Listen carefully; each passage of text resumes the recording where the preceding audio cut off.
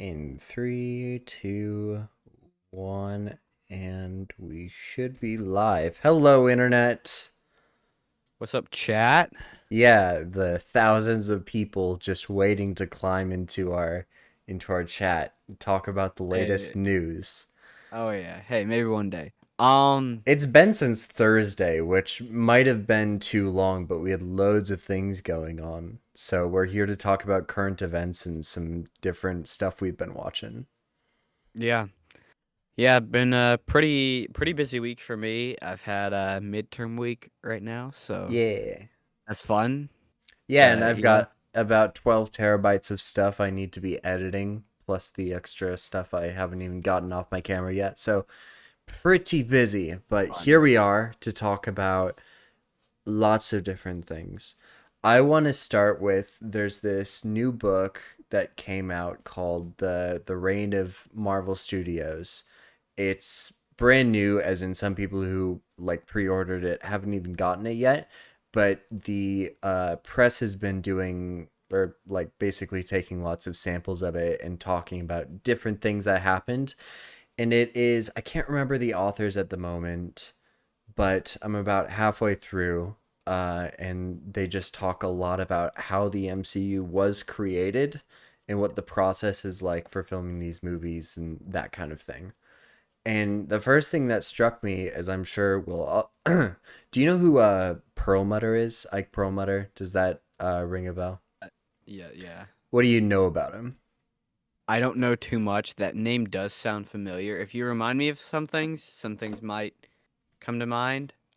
So he's the guy. I I have heard the think, name. yeah, in Spider-Man 3, I think he's the guy who gets blamed for making all the toy decisions. He'll be like, "Hey, we want this character in this movie so that we can sell these toys so we can make money." He's like a very heavy-handed business person.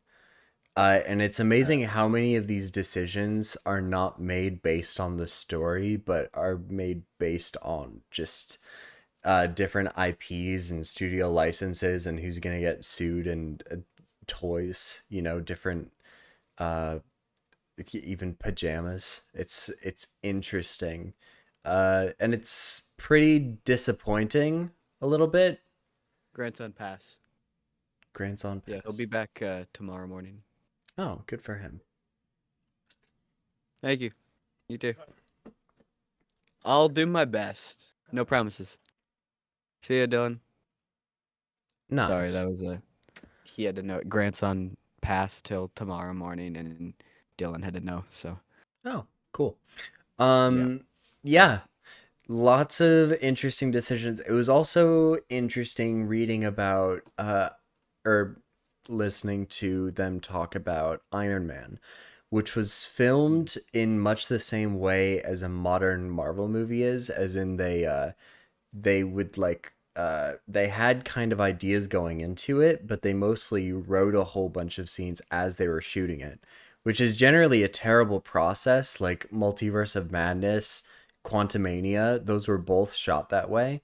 And Iron Man, just I don't know what it is. I think it was just having those creative forces behind what they were doing, having Robert Downey Jr. and Jon Favreau, and an entire production team who were all very passionate about what they were doing, really carried through the vision.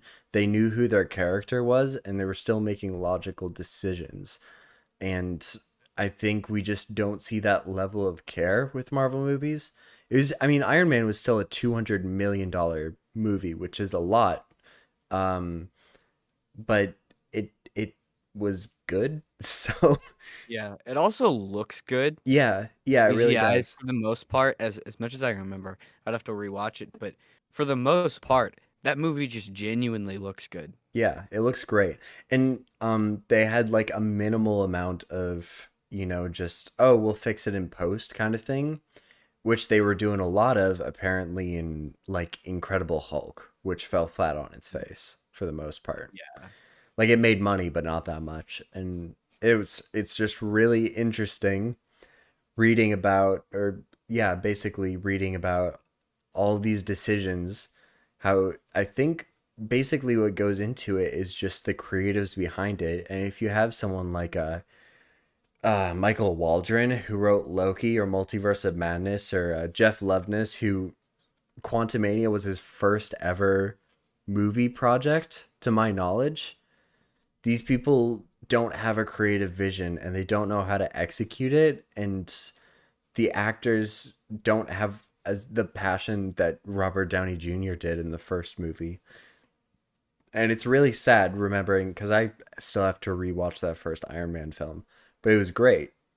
Really sad to see something like that go to such, you know, pits. Mhm. Yeah.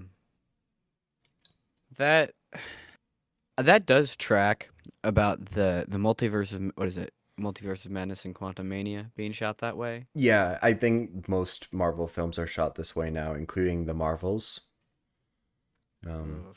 yay. Yeah, it's like that can be good if the people behind it actually know what they're doing Yeah. to an extent, and like they have like a vision and a goal Mm-hmm. for how they want this to turn out.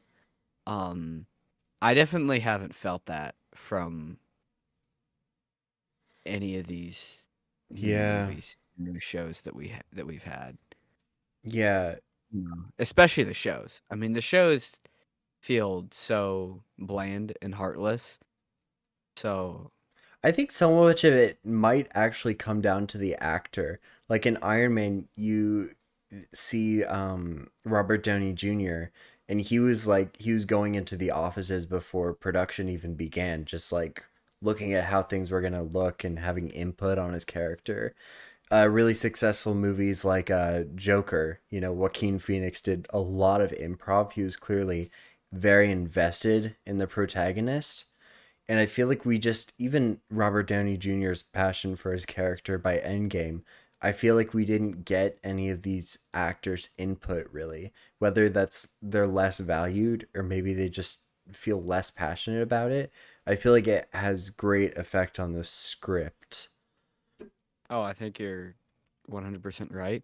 I think a great example of this is Deadpool. Right, right. That's a great example. Yeah. Yeah. Deadpool, ah, it all thrives just Mm-hmm. obviously they make a lot of changes on the set of Deadpool. Yeah. Like a lot. But it all works because everyone cares about that movie, Mm-hmm. you know? Um Deadpool 1 and 2. They both really thrive on that. And that's why I'm pumped for Deadpool 3. I can't wait to go to the theater and see that firsthand. Yeah, and it seems like Ryan Reynolds and Hugh Jackman are both pretty Mhm. excited about this next one, which is always good to see. Oh yeah. I Even mean, Ryan. yeah, Sorry, go ahead. even the Lord of the Rings, you had Viggo Mortensen who would like analyze and read the trilogy before he jumped into it, and everyone, you know, everyone had required reading and that kind of thing, and that kind of thing really, like when you insist that everyone is passionate on the project that they're working on, it really does affect the outcome. Yeah. Yeah. No, it definitely does. I think it also affects a lot of the performances Mm-hmm. by each actor in particularly. Because, like, I mean, for example, I am not a fan of the Kenobi show, but, and I'm pretty sure Paul's talked about this as well. Ian McGregor and Hayden Christensen bring everything to the table in that. Yeah. And you know why? It's because they care about it. They've said in interviews that they sat down together, watched the prequels and the Clone Wars before shooting that show, just so they could get into the heads of their characters. And I love that. That's awesome. Yeah. I wish I really wish we could see it more um in these more recent movies. Now, I think with Shang-Chi, Oh, dude, Shang-Chi was such a missed yeah. opportunity. What's the name of the main actor? I always forget. Seemingly, Simu Lee. yeah. He actually really cared, and I think you can see that to an extent Did he? in the Really? movie. Yeah, he was doing a lot of promotion for it. Hmm. Um, I really didn't like his casting. I didn't think he was that great really? as Shang. No, I didn't. I didn't feel You like he should see it. brought anything interesting to the character. I wasn't like I'm not Yeah, excited to see him again. I think I think that movie could have been a lot better. But then again, look, I mean, it's also still one of the best Phase 4 movies, which really says something. Because Yeah, it's up there with Eternals, isn't it? yeah, I didn't like Eternals at first, but looking back on Phase 4, Eternals is probably top 5 at least. You're actually not wrong. Yeah, It's to the because I mean, point where if you're to rank these, you can't rank it like which ones are good and which ones are bad. You have to rank it which ones are worst to least worst. for me, top 3, my obviously No Way Home's like actually good. Yeah. Um, I mean, it has some issues, and there's a few things I dislike in the movie, but for the most part, like It's I had not a even great a time watching the movie. not even a Marvel Studios movie though. Marvel Studios has made it impossible to make a good movie. You're not wrong. That's kind of funny. Um, yeah, like, and then what else? The Guardians 3. That's Phase Guardians 3 is 5. It's good. Phase 5. Is it Phase 5? Yep. What is it? Is it the top 3 for Phase 4 just No Way Home, Shang-Chi, and Eternals? Yep. You got Because what's Black gonna contest Panther and Black Black Widow? Widow. That's crazy. Yeah, if you're including like Werewolf by Night or the TV Oh, shows, I Werewolf by guess it. Night was good. Yeah, Werewolf Which by was Night was fine. It was it was like a fresh take. it It was was like not. Thor 1 fine. Hmm.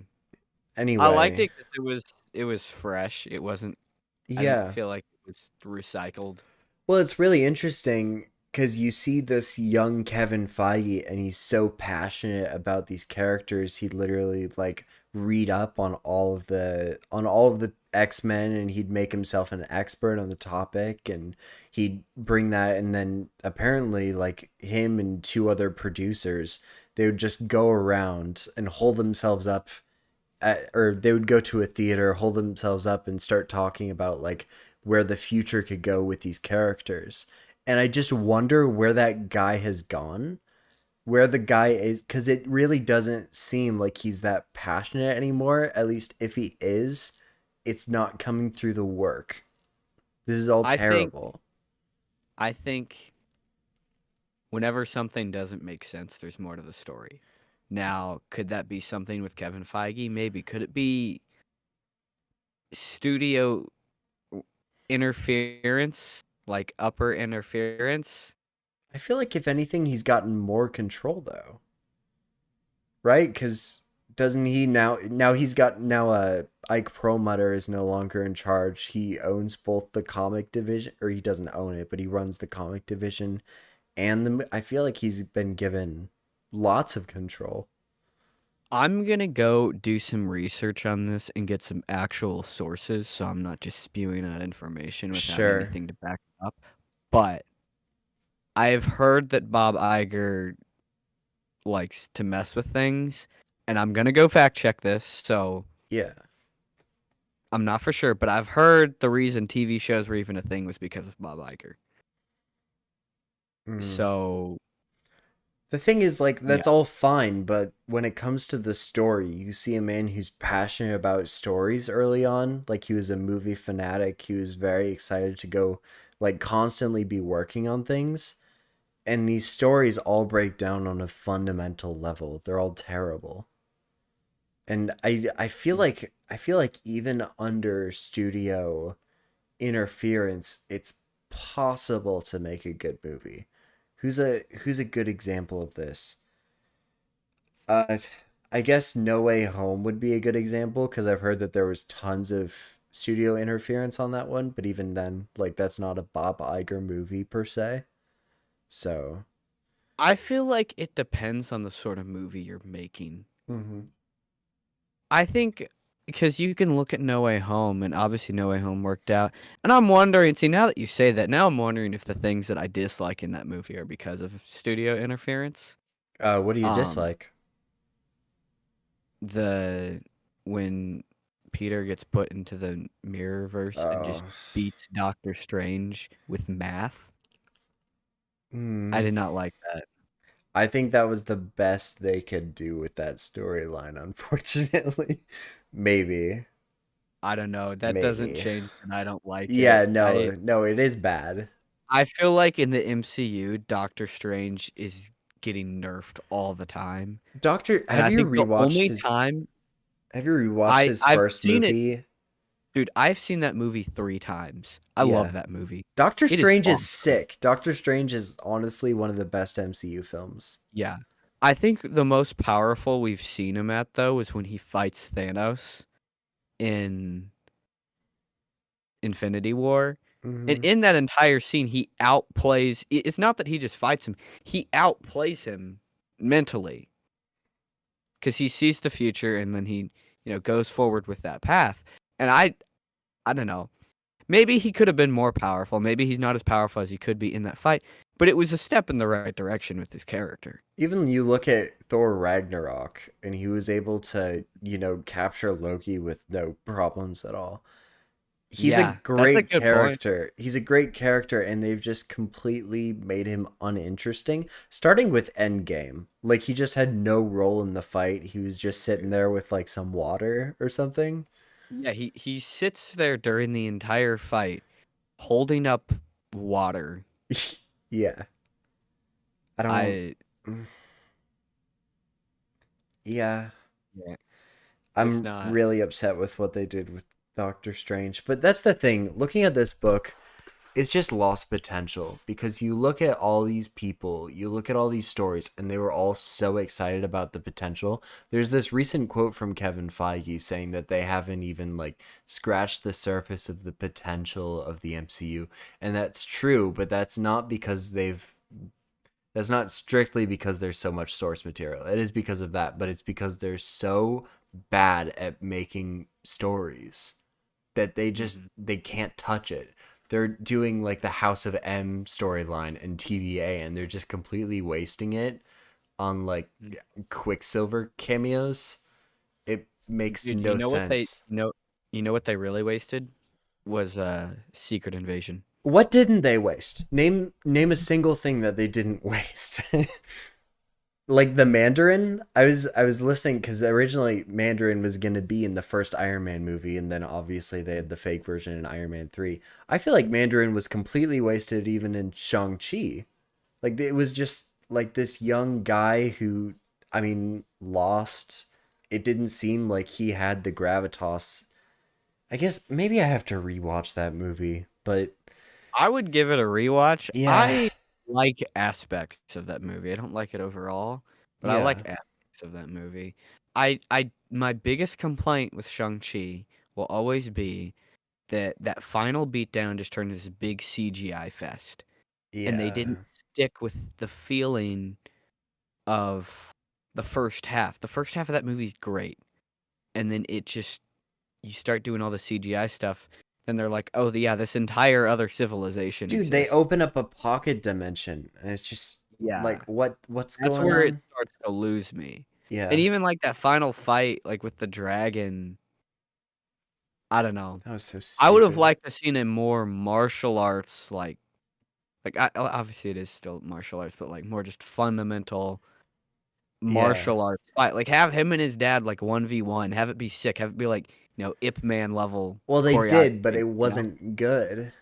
Dude, Yeah. remember when Well, a that's Nova because movie was genuinely on the slate? I do remember that.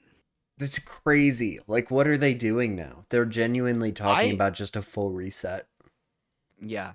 I would love to see a Nova movie done right. That'd be awesome. I'd love to see any movie done right. Do a movie on Iron Fist or whoever. I don't Yeah. care. It's Uh, sad because I remember when they announced all these, and this is back when Marvel was good. So in my mind, I was thinking through each of them and I was just like, "Oh yeah, they could like go this direction and this mm-hmm. direction." And it's like they took the potential of each of those projects and just made it bland. Yeah. It's Yeah. sad. Well, they took Thor 4, Love and Thunder, which I thought could have been R rated for a little bit. I was like, that would have been cool. Uh, they Yeah. took Thor 4 and turned that into one of the like worst atrocities of film ever created. They wasted Christian Bale, by the way. They He wasted was the best Christian part of that Bale. movie, though. Christian That's the Bale thing. is one of the best actors of our generation, and they wasted him in that Mhm. movie. Not The of thing is, our generation, but yeah. he's kind of the best part of that movie too. That's what's crazy. I don't think there's an Also, argument for anything else, is there? dude, with that movie, one of the biggest problems I have is you don't see Gore kill gods. You see him do it once at the beginning, and that's Hmm. it.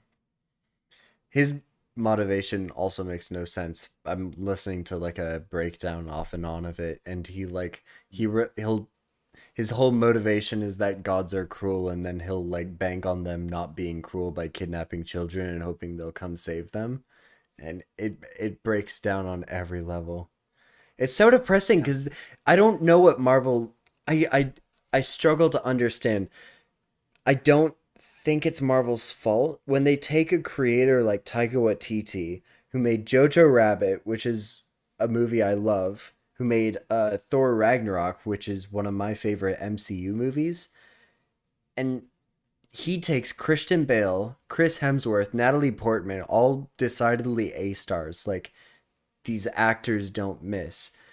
And I don't know if it's the lack of oversight. Maybe they trusted him too much, or maybe they asked too much, but it really does seem like these creators, even Sam Raimi, you get Sam Raimi, who's one of like the most popular directors in modern Hollywood, and somehow something about this process just makes them turn out bad movies, and I don't know who to blame. It's so weird. It's I don't know. Taika Waititi's weird for me because I really Yeah. liked him at first. I really liked him. Then he got announced to do like a Star Wars movie, and I was pumped. I was like, dude, let's go. Yeah. And then Love and Thunder comes out. So that was the first red flag there. I was like, dang, that was a That one horrible movie. seems like it's his fault too that it's bad. And then correct me if I'm wrong on this chat, but I believe it was Natalie Portman that talked about Oh this. yeah. I know what you're. Yeah. Taika goes to her and says, I want you to be in this Star Wars movie. And she's like, I've already been in Star Wars. This dude probably never watched the prequels. That is, Yeah. why would you put him on a Star Wars movie and he doesn't even know that this one actress was one of the main characters in the prequels? That's crazy. That is insane. I think Taika Waititi genuinely has fallen downhill, and I'm gonna make you watch Jojo Rabbit sometime because it's really good. I Mhm. think that one can be blamed on him. I think in the same ways that Guardians of the Galaxy failing is James Gunn's fault. James Gunn's okay, James Gunn's fault because there are certain creators who have made very successful movies that the MCU puts a lot of trust in. They'll let James Gunn, or they'll let the Russo brothers, or they'll let Taika Waititi write their own scripts because they've made billion-dollar movies that everyone loved. And then these creators will make genuinely bad movies because there's no oversight. And then you have movies like Multiverse of Madness or Black Widow or Wakanda Forever where genuinely is it the studio's fault or are they just hiring the wrong people? I don't understand. It sounds like Marvel's kind of suffering from the Hmm. same thing Star Wars is right now. In my mind, I'm starting to group them in like the same category because it feels like they're just giving people movies, like Taika just got Love and Thunder and he got to do whatever he wanted with it. And the more I think about it, the more that parallels The Last Jedi. Because they were like, oh, Ryan Johnson, he directed the best episode in Breaking Bad. Yeah. Let's give him this movie and he's gonna make a great Star Wars movie. We're gonna let him do whatever he wants. We all know how that turned out. Well, wasn't there like a 4 hour cut of Thor Love and Thunder at some point that he was talking about? Yeah. I He I promised don't know space if laser sharks, and we never got the space laser sharks. Where were they? I think we got space sharks at some point Did in that we? movie. I'm pretty sure we did, but they didn't Hmm. have lasers. They were they were like it was like 30 seconds. Oh, I It was a forgot very fast part. completely. Yeah, Memory hold that it was movie. not fast. It was not fast. Or it was sorry, it was not slow. It happened like that. Yeah. It Okay. was on one of the scenes where they were on the stupid thing getting pulled by goats and they got attacked by it like really fast, and that was about it.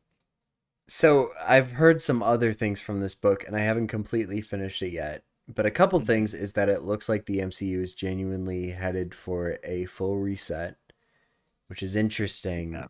Uh, I guess I would prefer that once they do that, they have Kevin Feige shouldn't have to step down necessarily, but I do want him to A, wait at least 5 years, B, nominate two or three people to be completely in charge of the narrative, and yeah, recast the entire thing. As hard as it's going to be to recast popular characters, you're going to wait to do another Iron Man movie for like 13 years. Start with Fantastic Four and X-Men.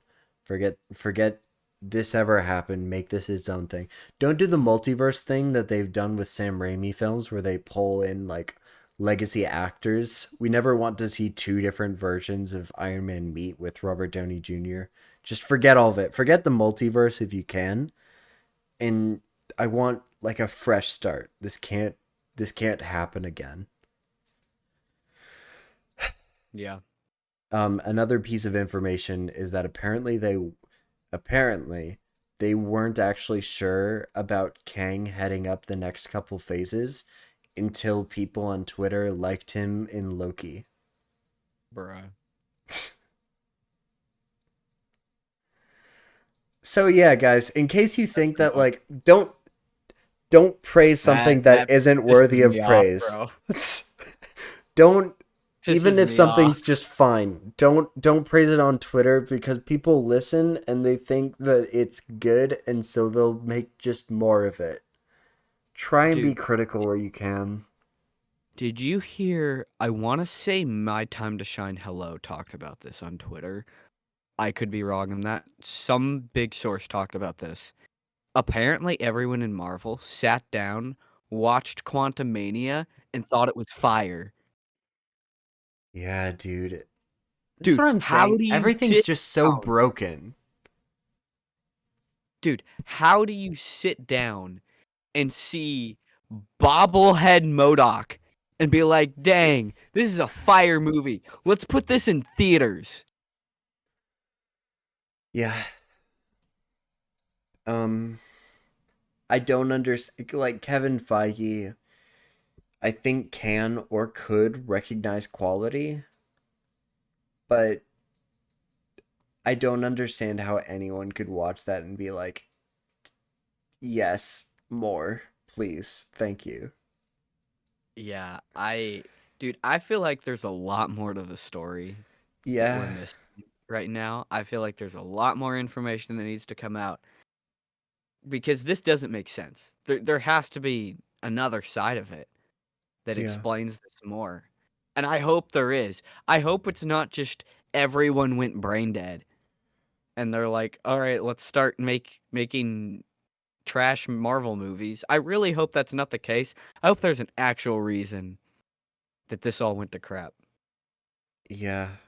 It's it's pretty annoying because I remember back when I would proudly consider myself a Marvel fan, and that wasn't like uncool back when they were making fire movies like Civil War and Doctor Strange and Guardians of the Galaxy volumes 1 and 2, and then you had Infinity War and even like Ant-Man and the Wasp. It was all fine. But Infinity War was a great movie. Thor Ragnarok, all of these characters and things tied in. You were so excited, and I remember that feeling, and it's just gone. They've killed Yeah. it, and they've made me despise it now, which is shocking. A couple other random factoids. Um, I've gotten this far, I guess. Apparently, Ike Perlmutter said that recasting War Machine, which was done just because of money, because the guy from the first movie was too expensive. He said that he could be replaced because all black people look the same, which is pretty hilarious. He said that? Allegedly, yes. Um, Another thing was it was interesting listening to the Incredible Hulk production because apparently Norton was recast because he was such like a he was just a pain to work with because he was super fussy about all the details. I have heard about that. Yeah. Dude, the Ike Perlmutter comment is easy. If that's true, Yeah. I'd want to see like a source for that because that's a pretty bad thing to say. Yeah, well, But everyone like, acknowledged it. This was, how many years ago was this? 15 years? 14 years, something like that? bruh, Yeah. that's crazy, dude. Yeah, so I'm gonna finish the book and we can talk about it later. But it's been fun to listen to. I would definitely recommend getting the audiobook or ordering the book because it's worth giving a listen. I'll have to check that out because now I'm curious. Yeah, it's really I'm sh- interesting. Um, anyway, so there's some other news. I don't know if you had anything on the docket. Um, How are as things far going? as recent stuff, Mm-hmm. Gen V, they just announced on Twitter that Soldier Boy is gonna be in the next episode. So Yay. everyone, hide your grandmas. If you know, you know. Yay. So that's super exciting. Jensen Ackles in season 3 of The Boys just steals every scene that he's in. He is awesome as Soldier Boy, and I cannot wait to see him again. Gen V's been great.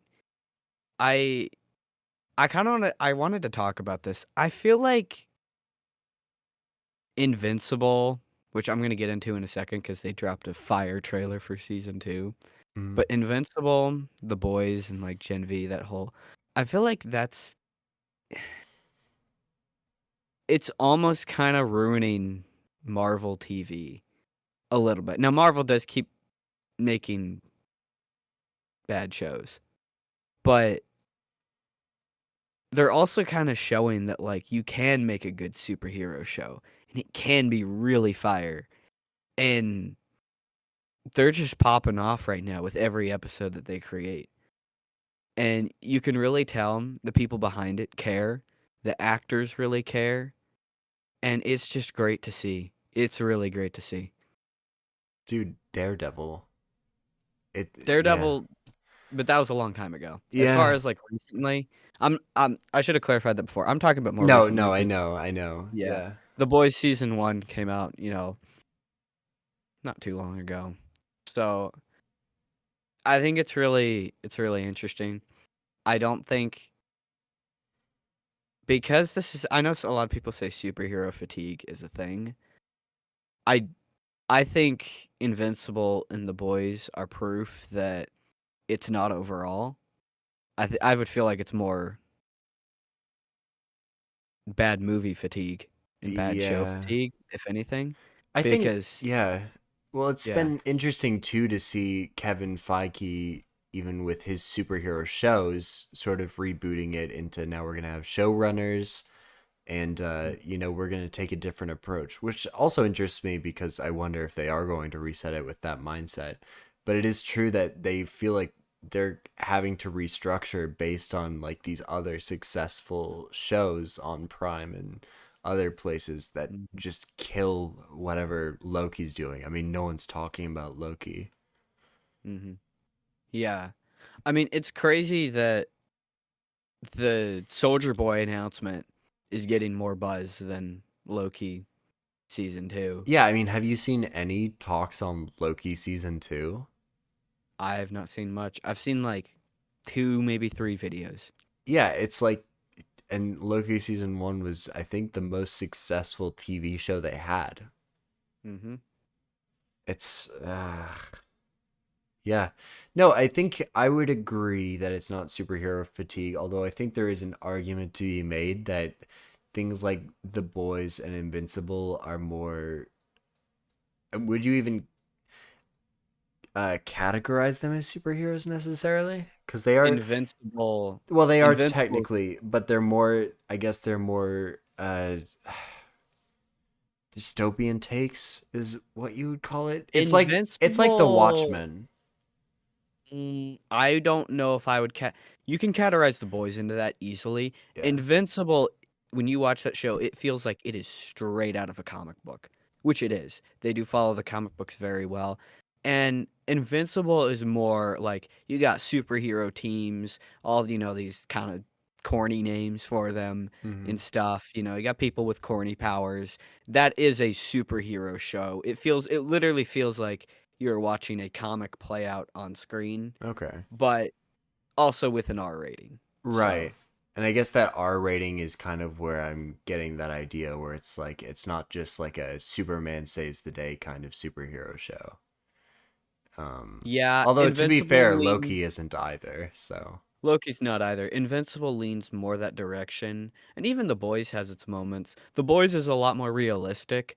I was watching a video today where this guy was saying, technically The Boys, like their power level is like 50% of what Marvel and DC is because they add an element of realism and science to it.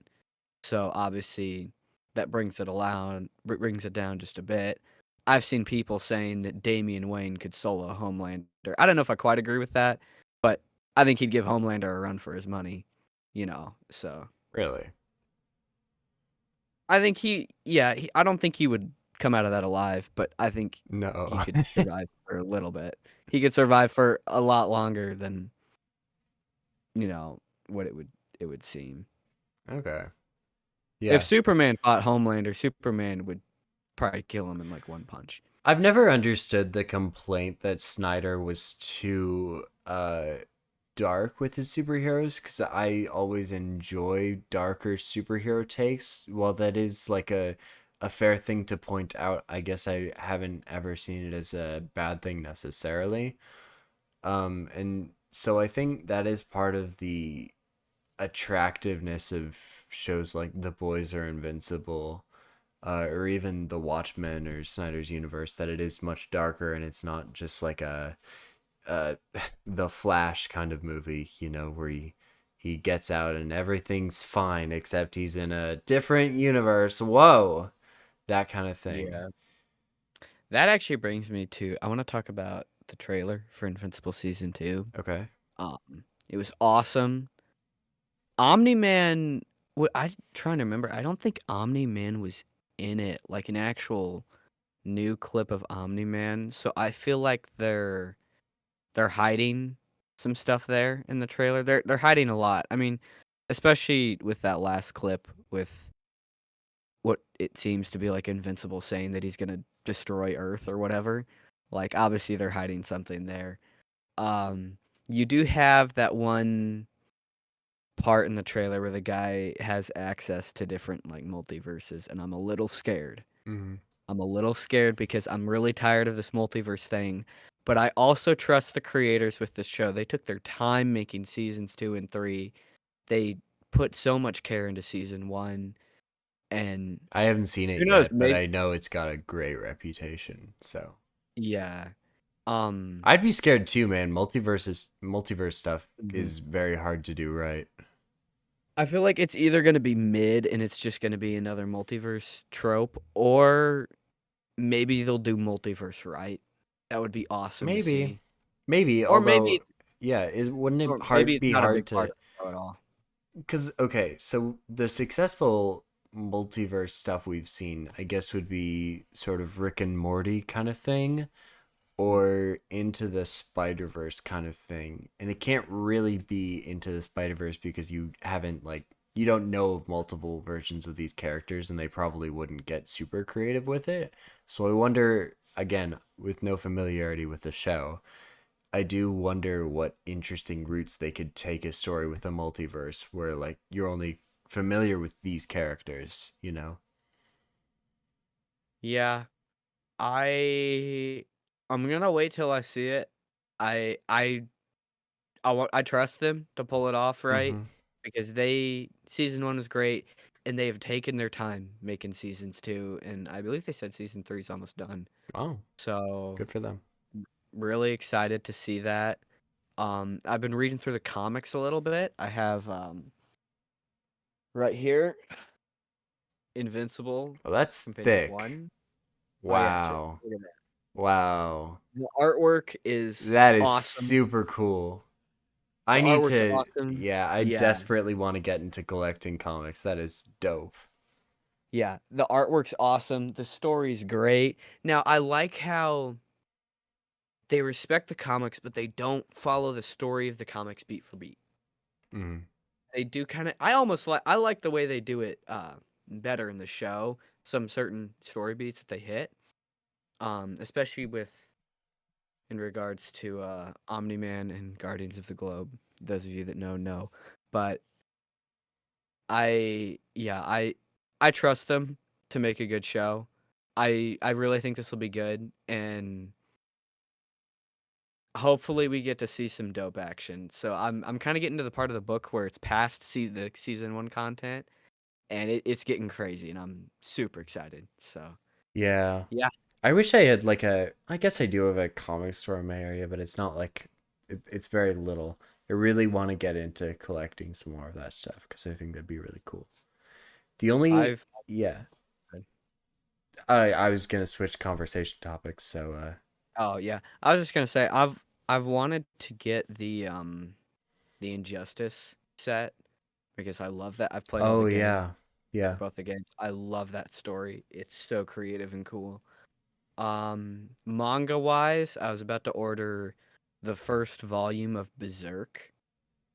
Hmm. I've heard that it's really good.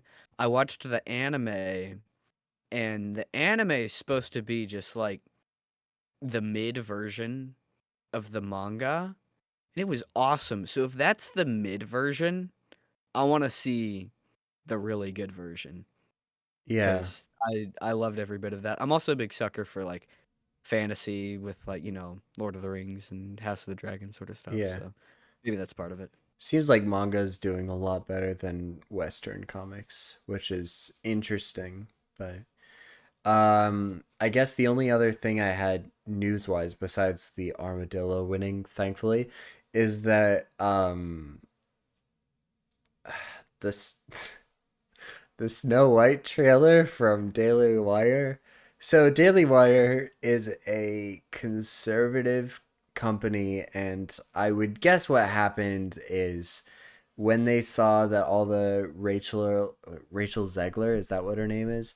Basically, she came out with a whole bunch of press interviews. They dug up a whole bunch of press interviews, and it was a whole bunch of like, hey, this Snow White doesn't need a man, and these dwarves aren't actually dwarves, and we've race swapped everyone, and she's Hispanic instead of white, and basically a lot of very obviously annoying things that they did.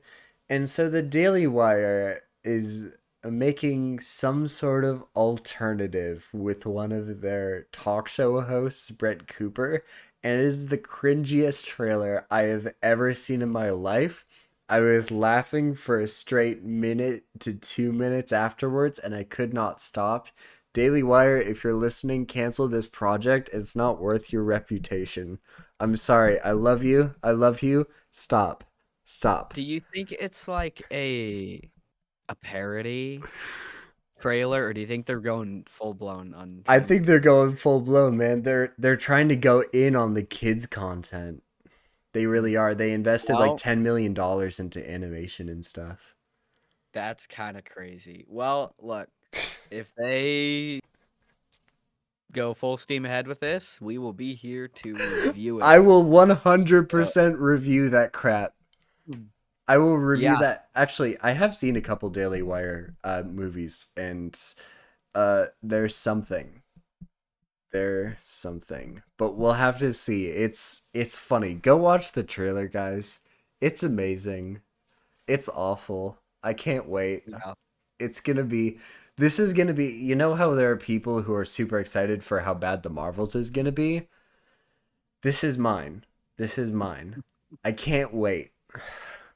Yeah, we got the Marvels coming up soon, don't we? I guess so. Oh, and Killer of the Flower Moon, that's coming out like Friday. And I'm gonna see it, and hopefully John will as well, so we can talk about it a little bit. Like, yeah.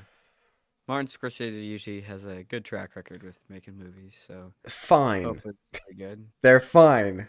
I insist on getting killed on the internet. He's fine. Hmm. Anyway, you said you were watching some good show or movie or something.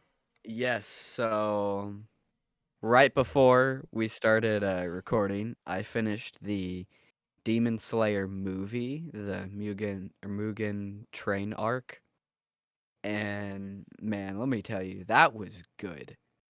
I I loved that. And I know like the highlight of the movie is obviously the Rengoku fight at the end, but Obviously. putting that putting that aside, like the entire movie was just good, and I really had a fun time watching it. Um, I forgot what's the name of the demon that Rengoku fights at the end. Let me check. Akaza. All right, that's his name. So with the Rengoku versus Akaza fight, I loved how it wasn't just obviously look it was sick, well animated, um had me on the edge of my seat, but it also brought a lot of emotion into it, and especially up until the end when they have that big, that big face off and Rengoku's got his sword and he's trying to cut Akasa's head off. He's like looking into his eyes. It's the culmination of everything was just absolutely great, and I loved it. Also, Is this the just a budget. movie or is it part of a TV show or what Yeah, what is it? sorry. It is part of Demon Slayer. Okay. So you got Demon Slayer season 1, then the movie, and then season 2 and season 3. Cool. Um yeah, I started Demon Slayer season 1. I got a controversial take here. It was mid up until episode 18, and then it got really good. So, this is like one of those shows where there's like this meme where it's like, "Bro, you only have to watch the first 20 episodes and then it gets good." That's Demon Slayer. That was what I I thought NGE was, and then it just never got good. I still got to watch that. Um, but yeah, no. Those of you that haven't seen Demon Slayer, check it out. Keep in mind what I said. Make it through those first 17 episodes. They're good, and some of them are mid. They're not like none of them are bad, but Hmm. episode 18 then picks things up. Episode 19 is absolutely beautiful. But yeah, no, really enjoyed the movie. Found out the budget was in between 15 and 16 million. That's kind of crazy. And I know it's animated, but it's kind of crazy that they can make a movie look this good just on that budget. Hmm. And I don't know, kind of puts some other movies to shame. Well, check Um, out all 18 episodes of Demon Slayer, guys. So, yeah, I yeah. guess the only thing I've been watching, I've been delaying on the AOT finale, but anyway, I've been watching House of Cards, which obviously came out ages ago, but I like it and plan on stopping just as soon as I stop being addicted to it, which I hope will be soon, but I've heard might only happen around season 4. But it's very good, um, and obviously would fully recommend it. The first episode was just hooked right away. Of course, it's directed by David Fincher, so it's not going to be bad. So, besides Gone Girl was bad. Anyway, that's all I had to say about what I'm watching. And I think that's all I had for news as well. I can't wait for Snow White. I really can. Did you have everything?